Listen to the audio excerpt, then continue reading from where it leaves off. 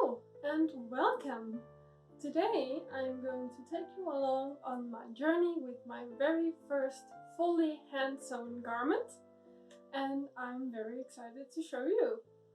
My first fully handmade garment is going to be a petticoat, because undergarments are great first projects for things like this, where nobody will ever see all of your mistakes. So that's why I've chosen to do this. And there's also a second reason. You see, I want like 10 walking skirts. So I want like 10. So in order to do that, I have to have a pattern I'm really happy with. And while I'm really happy with my first walking skirt, it's a little too big and bulky for practical everyday wear. So I decided to use this petticoat first as a mock-up for a new pattern from my existing walking skirt, and then it will live on life as a petticoat to wear underneath future walking skirts. In order to get to a pattern that will give me a walking skirt that is less full, I'm going to be pinching in the seams on my existing walking skirt using clothespins. So that is what you see me doing here. After trying it on with the clothespins inside and being happy with the shape, I noted down in a little notebook how much I had taken out of each seam and where exactly on the seam I had taken that much out. So just to show the difference between these pinched seams and the original, on the left is the full skirt and on the right is the newer shape, the slimmer shape that I wanted. So to get my new slimmer walking pattern, I simply traced the old one and then applied the modifications that I just noted down. So for example, here you have an old and a new pattern piece, and here are all of my new pattern pieces. Now that we have the pattern, we can get going. The fabric I'm going to be using was sold to me as 100% linen. However, it wasn't sold to me from a place that primarily deals in natural fibers. And since I haven't done a burn test or anything, I don't fully trust that it's 100% linen. But it does feel nice, it doesn't feel synthetic, so good enough for me. And it also wasn't very expensive. So those are all things to keep in mind, that, you know, it's probably maybe not 100% linen, but it sure wrinkles like it, so good enough. Because I'm going to be washing the final garment a decent bit, I'm going to also wash the fabric before even making the garment. But before washing all of my fabric at once, I'm going to make sure that that's going to go well by first washing a little tester. So on this tester I have zigzagged the edges, and I have added all of my colors of chalk and pencil that I might use on this fabric. To test the strength of the selvage, I'm going to zigzag slightly inside of the edge of my little square, and then I'm going to let the selvage hold up as best it can in the wash and just see how that goes. And as you can see, after washing, all of the pencil and the chalk is all gone, which is great, which means I can just use that, and in the first wash it will wash right out. And then my selvage is fine, so that's also great. I also measured the square before and after washing, and the shrinkage is also acceptable. That means I can wash the entire fabric as well at the same temperature as I would wash the garment, which is the same as I washed the tester. Please note that you should fully unfold your fabric before washing, unlike what I show here.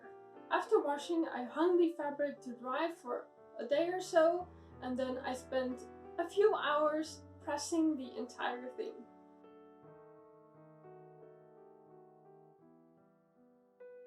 And with that, we are ready to cut. I used a pencil to mark the fabric and then cut out all of my pieces.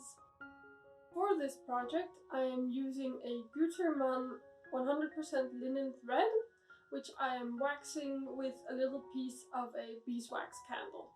I joined together the major long seams first, which was done by a running backstitch. The center back seam was left fully open for ease of working for now. All of the other seams, however, were done with a running backstitch and then felled to finish the seam allowance.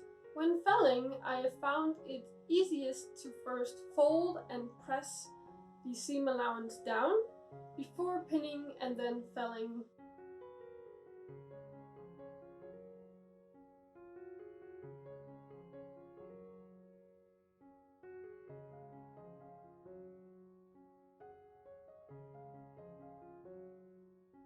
For the pin tucks, I used a simple running stitch because this is purely decorative and barely takes any strain at all.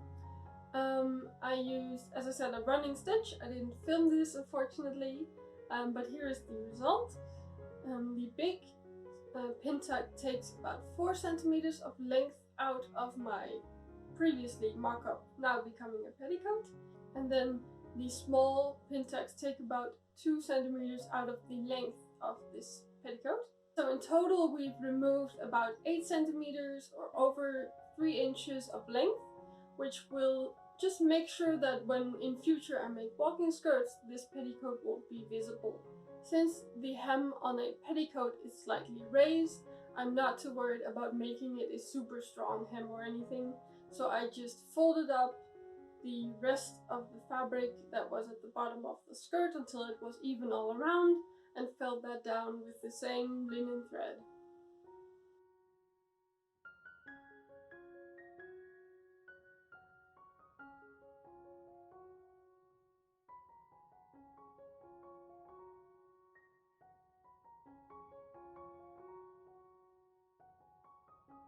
I debated adding a ruffle around the hem of the petticoat because this is a very common feature of petticoats from this era.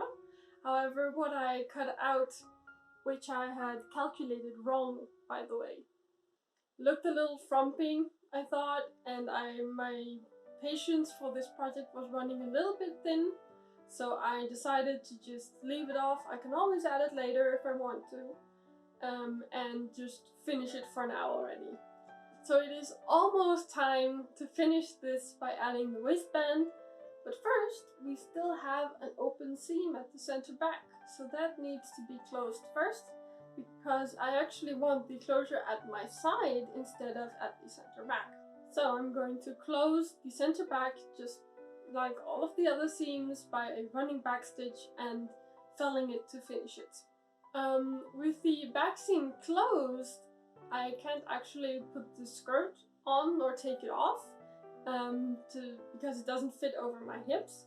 So I opened up the side seam where I want the closure to be, and I refinished the sides I opened up by felling them down. Now we can move on to the actual waistband. Because it is a square, I wanted to try thread pulling, which is where you put a little snip in the fabric at the height that you want to cut. Then you find a thread and pull it out of the fabric in order to mark so you can cut exactly along that line. This was a little bit rage-inducing. However, it seems that the more thread you already have pulled out, the better it goes for you afterwards. So the beginning is a little bit rough and then it gets better the more thread you already have. And in the end, you have a pretty satisfying result. Even if it isn't perfect, you can still cut pretty well along that line, which is satisfying. I pinned the waistband along the waist of the skirt and attached it with a backstitch because this is a seam that has to take a lot of strain and has to take all of the weight of the petticoat, so relatively a lot. So this is getting a full backstitch. To finish, I put the small twill tape for the drawstring closure inside of the waistband and then folded the waistband over and felled it down. I frequently checked that the twill tape was still able to move freely. Because this waistband is adjustable like this, I can tighten it to my liking of the day, and I can also tie it slightly below my natural waist, where it's slightly wider, in order to make sure I have as little fabric around the actual waist as possible to make it appear as small as possible. And with finishing the waistband, we have officially completed this petticoat, for now at least. So here she is. I chose not to press the ever-loving life out of it for these final shots because, you know, linen is wrinkly and the product of your project is not going to be 100% wrinkle-free, especially when you actually start wearing it. It's probably never gonna have as little wrinkles as it had just when you finished it. So in order to be a little bit realistic, here's what it looks like. I'm still really happy with it. I accept the wrinkle because the linen is so nice to wear. It's really soft and it's really comfortable, and I look forward to actually wearing it underneath an everyday walking skirt.